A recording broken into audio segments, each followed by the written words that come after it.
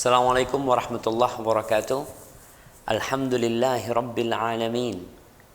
Wabihi nasta'in ala umurid dunya waddin. Segala puji bagi Allah, Rabb, pencipta, pemilik, pengurus, pengatur alam semesta ini. Dan dengannya kita meminta pertolongan dalam menghadapi masalah-masalah dunia ataupun masalah-masalah agama. Wassalatu wassalamu ala sayyidil mursalin wa imamil muttaqin qaidil ghuril muhajjalin sayyidina wa maulana Muhammadin wa ala alihi wa ashabihi ajma'in. Amma ba'd. Pemirsa Fatwa TV rahimakumullah, sebuah nikmat yang agung kita bisa bersua kembali. Kita akan melanjutkan cerita tentang Nabi Adam alaihissalam. Bagaimana akhirnya Allah mengajarkan kepada Nabi Adam alaihissalam nama-nama benda. Kemudian Allah perintahkan kepada malaikat sebagaimana di surah Al-Baqarah ayat 33. Allah minta malaikat agar menyebutkan nama-nama yang sudah Allah tentukan kepada mereka untuk menguji keilmuan malaikat. Tapi apa kata malaikat? Ini cerita di surah Al-Baqarah, maaf, ayat 32. Para malaikat mengatakan, qalu subhanak la ilma lana illa ma 'allamtana innaka antal alimul hakim. Mereka menjawab, maha suci engkau ya Allah. Tidak ada yang kami ketahui selain apa yang kau ajarkan kepada kami. Ini suatu bentuk penghambaan kepada Allah yang sangat tinggi. Ketika mereka mengatakan, kami nggak tahu apa-apa ya Allah. Kalaupun kami tahu sesuatu, itu karena engkau mengajarkannya kepada kami. Sesungguhnya engkau lah yang maha mengetahui, lagi maha bijaksana. Karena para malaikat angkat tangan, mereka tidak bisa menjawab. Lalu Allah perintahkan kepada Adam alaihissalam, qala ya Adam ambihum bi asma'ihim. Hai Adam, beritahukanlah kepada mereka nama-nama benda itu. Falamma amba'ahum bi asma'ihim. Ketika Adam selesai menjelaskan kepada para malaikat, ini namanya ini namanya itu, macam-macam dijelaskan sama Adam alaihissalam. Lalu Allah mengatakan kepada para malaikat, qala alam aqul lakum inni a'lamu ghaibas samawati wal ard wa a'lamu ma tubdun wa ma kuntum taktumun. Allah mengatakan, bukankah aku telah berkata kepada kalian bahwasanya aku itu mengetahui apa yang diketahui, segala sesuatu. Allah tahu dengan yang gaib, yang di langit dan yang di bumi. Allah mengetahui apa yang belum terjadi dan apa yang sudah terjadi. Bagaimana proses kejadian nanti kalau ini terjadi. Apa hasilnya Allah tahu. Lalu Allah mengatakan, wa a'lamu ma tubdun wa ma kuntum taktumun.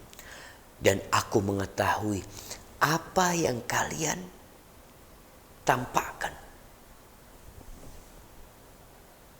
dan apa yang kalian sembunyikan.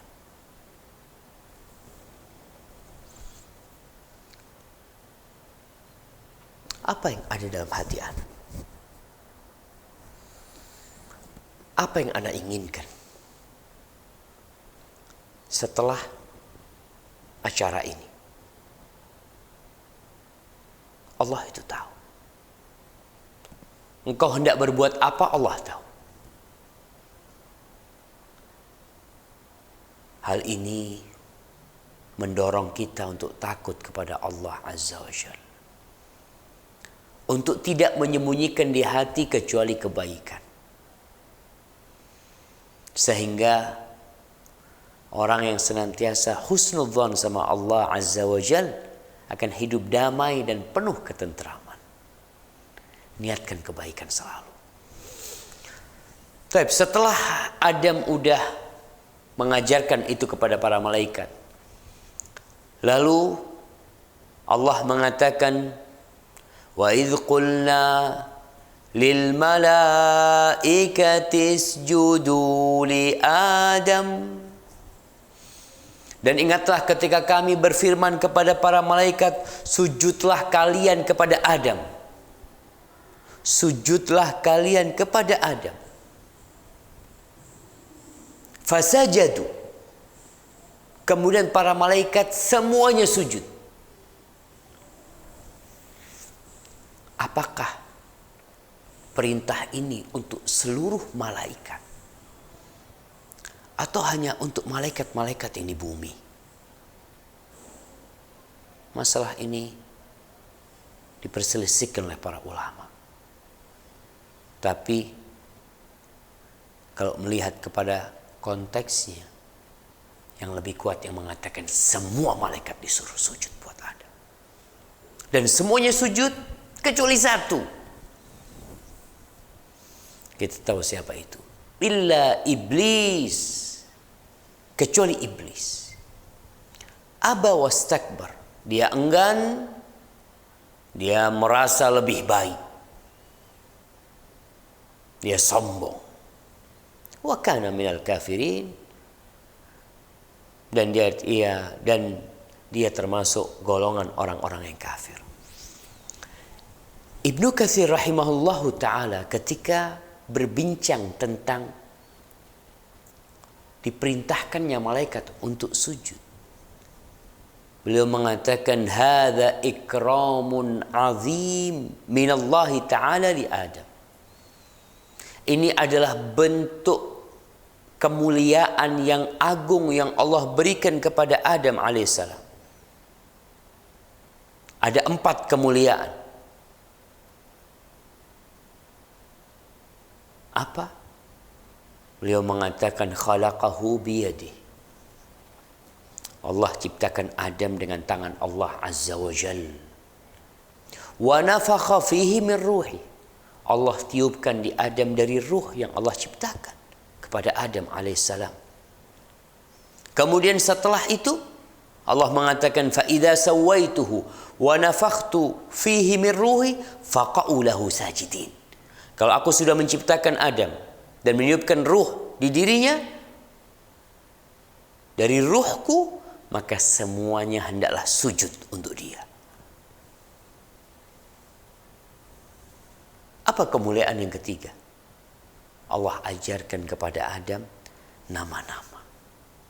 Ini sebuah kemuliaan jamaah. Allah memuliakan kita. Maka Allah mengatakan laqad khalaqnal insana fi ahsani taqwim thumma radadnahu asfala safilin. Kami telah menciptakan manusia dalam wujud yang paling indah. Kemudian kami kembalikan dia ke tempat yang paling rendah karena kerjaan dia. Di sini ada iblis yang mengganggu manusia. Dia menolak untuk sujud. Lalu apa kata iblis? Dia mengatakan, qala asjudu liman khalaqta tina. Apakah aku diperintahkan untuk sujud buat makhluk yang engkau ciptakan dari tanah? Dari tanah, jin dari api. Dalam ayat yang lainnya, bagaimana iblis mengatakan bahwasanya ana khairun minhu. Aku lebih baik dari dia. Aku lebih baik. Karena dia merasa engkau ciptakan dia dari tanah dan engkau ciptakan aku dari api. Seakan-akan api itu lebih baik dari tanah. Kemudian jamaah berkaitan dengan iblis ini. Siapa sih sebenarnya iblis itu? Di surah Al-Kahfi Allah mengatakan illa iblisa kana minal jinni. Kecuali iblis. Iblis itu termasuk bangsa jin. Bukan dari malaikat. Tapi ketika itu dia ada bersama malaikat. Sehingga diperintahkan semuanya untuk sujud kepada Adam alaihissalam. Dia menolak. Dan tampak bahwasanya iblis termasuk yang diperintahkan untuk sujud. Karena ketika dia ditanya, kenapa engkau nggak mau sujud? Iblis tidak mengatakan, engkau nggak suruh aku sujud. Kau yang suruh sujud malaikat. Iblis tidak mengatakan itu. Alasan dia tidak mau sujud karena dia merasa lebih baik dari Adam alaihissalam.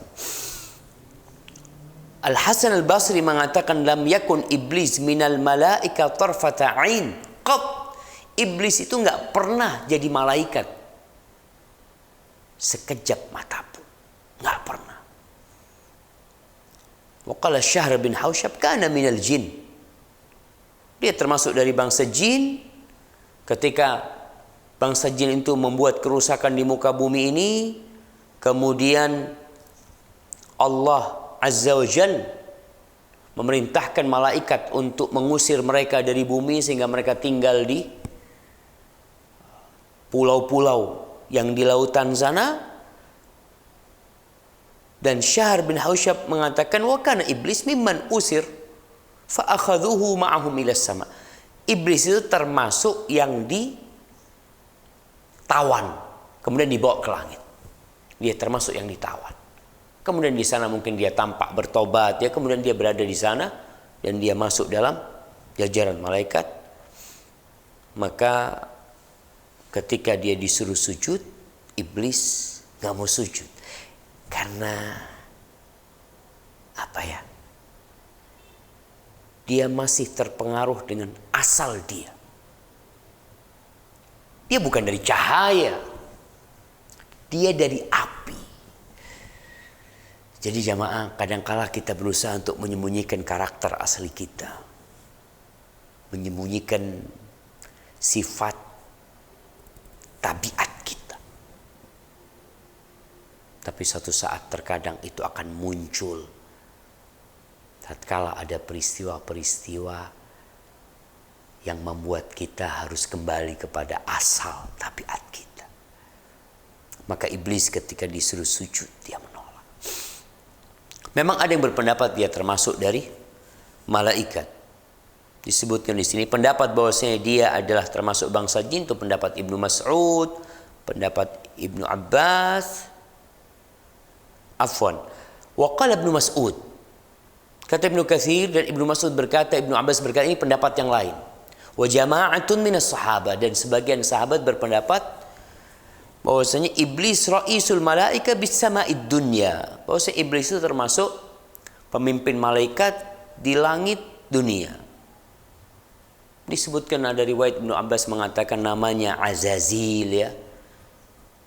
Ini riwayat-riwayat yang perlu dicek keabsahannya. Wa fi riwayatin anil Harith qala an-Naqash wa kunyatu Abu Kardus. Bahwasanya kunyahnya iblis itu Abu Kardus. Wa kana min hayyin minal malaika yuqalu lahul jin. Dia termasuk dari golongan malaikat yang namanya disebut jin, dan dia termasuk penjaga surga. Tapi pendapat yang lebih kuat, dia itu termasuk bangsa jin, bukan malaikat. Memang kalau dilihat dari pendapat Ibnu Abbas radhiyallahu taala anhu, disebutkan oleh Ibnu Katsir di sini bahwasanya akhirnya iblis ini dirubah menjadi syaitan karena dia tidak mau taat. Kemudian dia minta untuk ditangguhkan umurnya sampai hari kiamat nantinya. Ahibati fillah,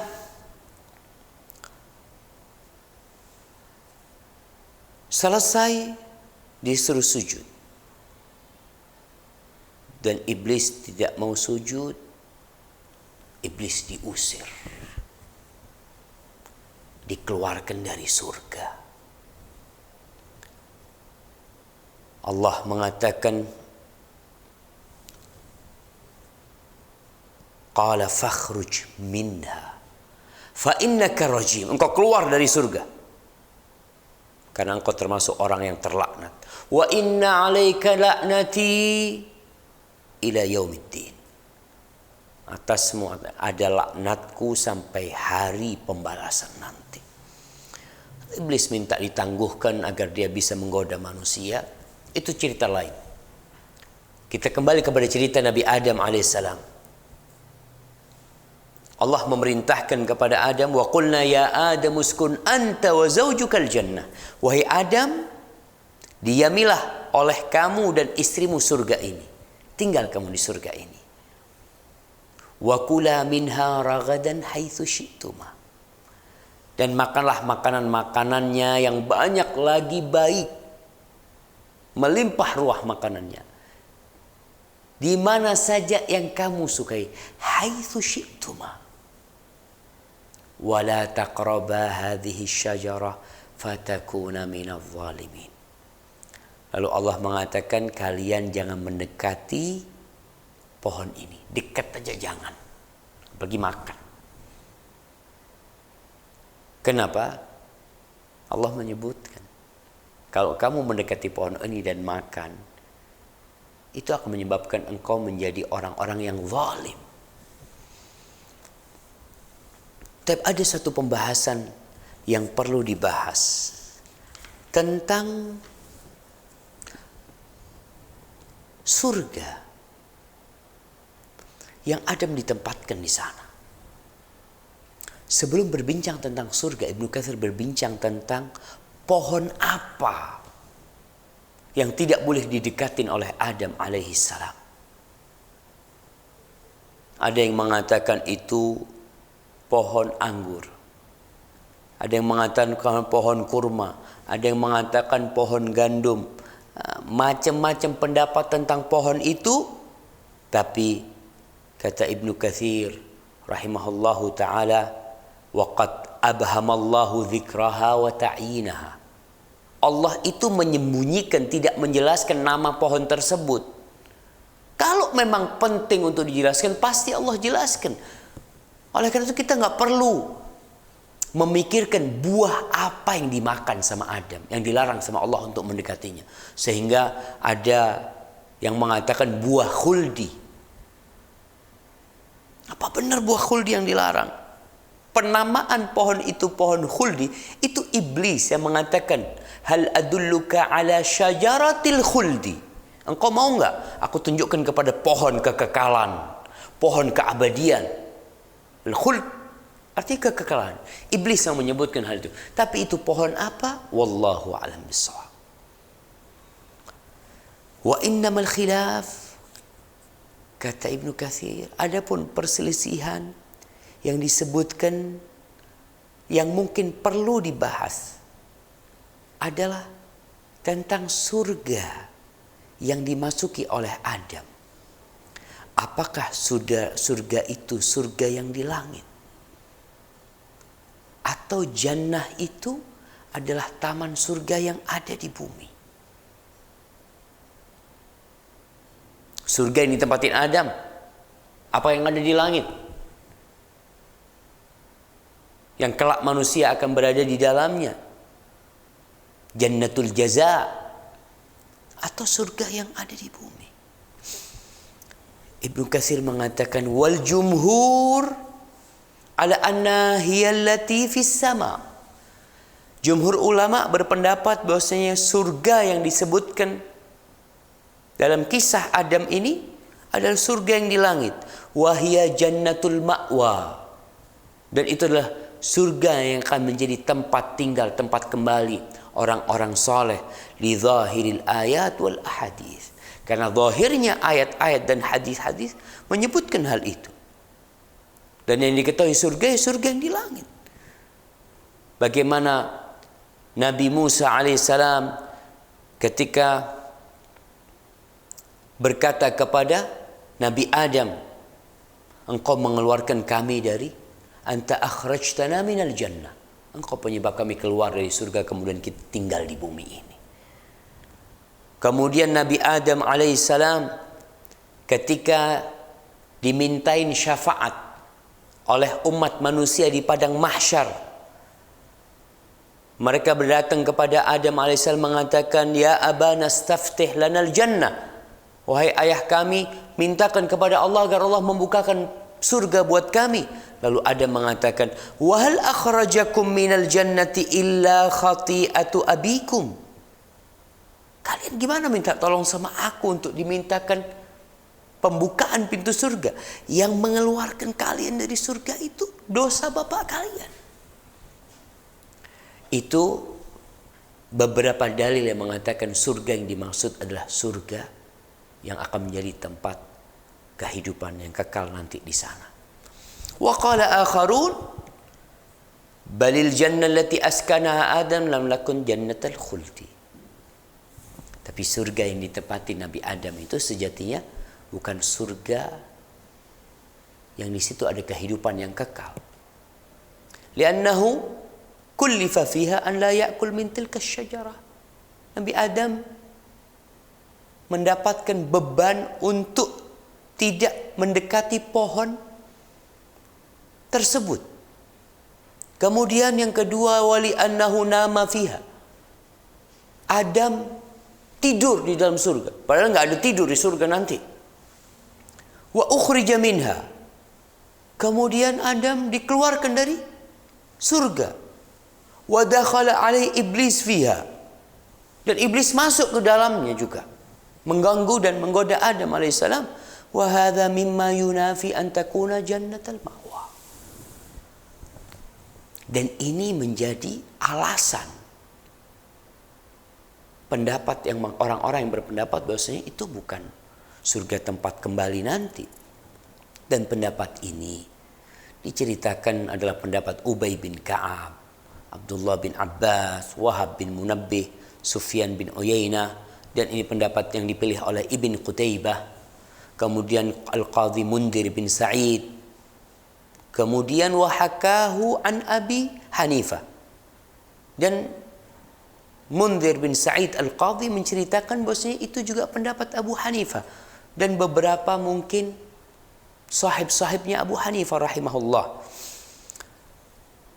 Ini pendapat sebagian ulama tentang surga tersebut.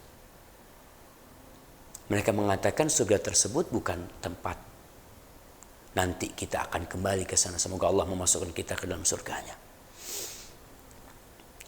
Kemudian ada pendapat lain mengatakan bahwasanya surga itu letaknya di mana sekarang? Kalau itu memang bukan surga tempat yang kekekalan nanti di sana. Tempat orang akan dimasukkan ke surga setelah mereka melewati sirat. Mereka berbeda pendapat lagi. Apakah taman itu ada di langit atau ada di bumi? Di tempat yang tinggi, di tempat yang indah. Di sana ada segala sesuatu yang bisa dimakan, dinikmatin oleh Adam alaihissalam. Allahu a'lam. Ada sebagian ulama yang tawakuf, yang absen dalam menentukan pendapat mereka. Mereka tidak menyerahkan ilmunya kepada Allah Azza wa Jalla di mana surga tersebut. Para ulama yang beda pendapat ini tidak berbincang tentang masalah apakah surga sudah ada apa belum. Mereka menyatakan surga itu sudah ada. Saat ini surga itu sudah ada. Dan proses penanaman pohon-pohon di sana itu terus. Dan dibangunnya istana-istana itu terus. Orang yang membangun masjid di muka bumi, Allah bangunkan rumah dan istana di surga. Jadi kita tidak berbicara tentang pendapat yang mengatakan surga itu belum diciptakan Allah. Kita yakin surga itu sudah diciptakan Allah Azza wa Jalla. Hanya saja surga yang ditempati Nabi Adam alaihissalam, yang kemudian dia nanti dikeluarkan dari sana, di mana letak surga tersebut, wallahu a'lam bissawab. Allah yang tahu. Dan Ibnu Katsir menjelaskan panjang lebar dalam kitabnya ini, seakan-akan ada kecondongan kepada pendapat yang mengatakan itu di bumi, atau tawakuf, tidak menetapkan di mana surga tersebut. Tapi yang penting kita tahu bahwasanya Nabi Adam alaihissalam kemudian dikeluarkan dari tempat yang penuh dengan keindahan tersebut, di mana dia bisa menikmati taman itu tanpa takut lapar, takut tidak bisa ganti pakaian atau takut kehausan. Semua keindahan ada di surga tersebut, tapi iblis menggodanya. Insya Allah kita akan lanjutkan pada kesempatan yang akan datang bagaimana iblis bisa menggoda Adam alaihissalam sehingga akhirnya dikeluarkan dari surga, agar kita selamat dari godaan-godaan iblis yang kita tahu dia termasuk penipu handal yang banyak manusia di masa kini tetap tertipu dengan tipuan iblis. Sampai berjumpa kembali, semoga senantiasa dalam lindungan ilahi. Wassalamualaikum warahmatullahi wabarakatuh.